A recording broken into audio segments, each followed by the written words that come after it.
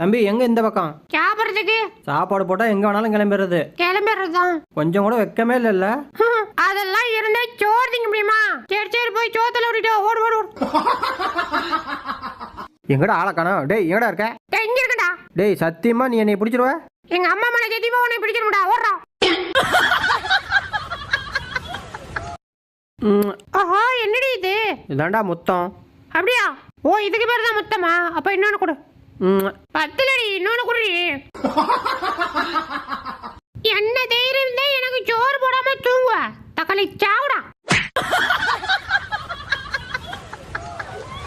என்ன தம்பி என்ன பண்றீங்க?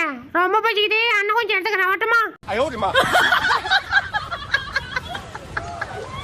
இல்லை கேப்டன் வந்து ரொம்ப நேரம் ஆச்சு. எங்கடா கப்பலு?